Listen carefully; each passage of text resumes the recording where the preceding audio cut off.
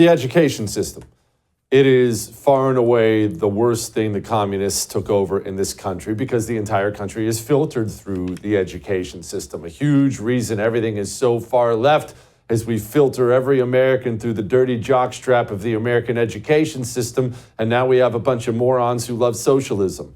Joining me now, he is the VP, what is it, VP of Business something at Liberty University. Dave Brat keeps getting promoted. I can't keep his titles in line. Dave, you're basically running things at Liberty now, right? I'm just going to go with that. The invisible hands running stuff, and I'm helping out, yeah. All right, Dave. Well, they didn't take over the education system by accident. I wish more Americans understood this. It wasn't right. Like they just tripped and fell and took over all the teachers' unions and the university system. They did it on purpose. Yeah. No, that's right. It goes way back. And I think Americans are kind of catching on. You know, a couple of decades ago, if you said we're in a spiritual war, people would look at you cross-eyed. Now people, you say it and they go, well, of course, Dave, that's what's happening, right? And so, you know, Harvard was founded as a Christian school. John Harvard came from Oxford, a Christian school. Their motto was truth for Christ and church at Harvard, right? And then the leftists and the Marxists and the communists, who don't have a worldview, they don't have a God. They think they're God. That's the problem. And those forces have taken over education because the Christians got weak, right? We compromised, and with our Constitution, we wanted to have fair play. So we said, we'll just do secular ethics, right? We'll do Aristotle and talk about the common good. So then we moved toward neutral language. We gave up our faith in God. We took God out of the schools. That was the first mistake. And then it proceeded from being neutral to going Marxist, right? Not the old Marxist, capital versus labor, but the neo-Marxist thing is the march through the institutions. That's the common phrase. You can go Google that. That's all the modern neo-Marxist guys. And they knew capital versus labor wasn't working, right? So they separated everybody into different classes by race and gender and every color of the flag. And now just like ESG and DEI, you're forced to say you agree with that philosophy and worldview, or you get punished. And the kids get punished, and the parents get punished. And now it's reached the point that they can change the gender of your kid within some school districts, and they don't have to tell the parents. And if you don't think that's out of control, I don't know what to tell you. Dave, you said the American people are catching on, and I believe you're correct about this. COVID certainly helped a lot. Now, the question is the education system going to be forced to reform because parents are catching on? They're more reluctant to send $100,000 to some dirtball commie university so it can ruin Aiden, Jaden, and Braden. Is this going to prompt reforms in the education system? Not yet. We're just warming up. Christians have become very weak.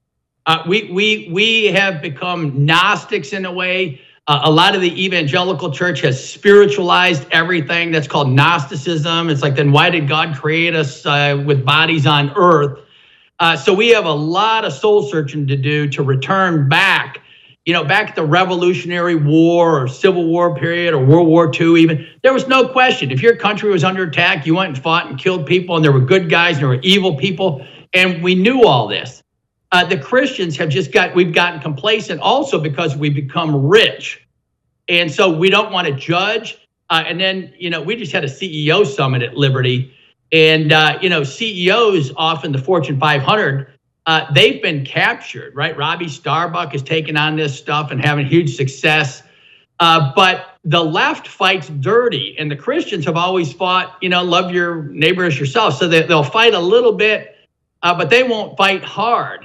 And so we're still in a minority position. I'd say about 10, 20% max of parents within a school district are willing to take a public position in public that, hey, this is not okay, and I'm putting my reputation out there.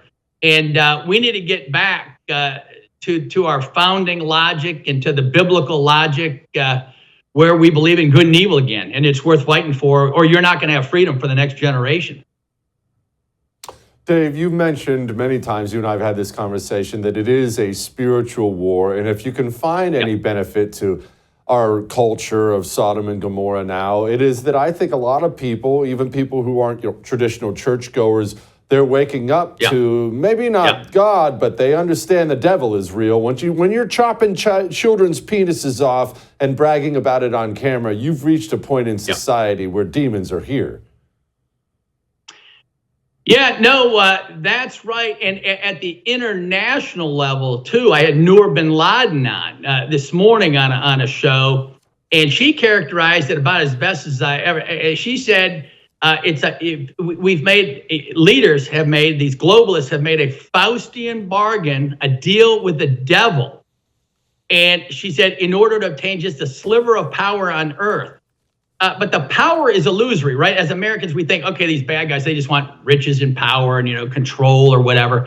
That's bad enough. That's evil, right? But what she was saying, that Faustian bargain with the devil, that's not a metaphor anymore, right? And it wasn't a metaphor back when it was written.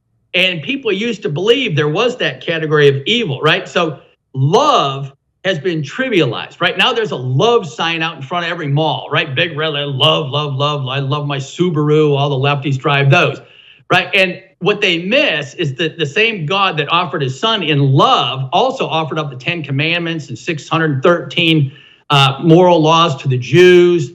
And he was also a God of wrath that judges, and everybody will meet their maker. And it's not just religious. Plato and Aristotle and all of them, they had to posit an afterlife and God because they knew there was not justice on earth. Justice does not get done here. And so a higher power that's reasonable even dictates there will be judgment.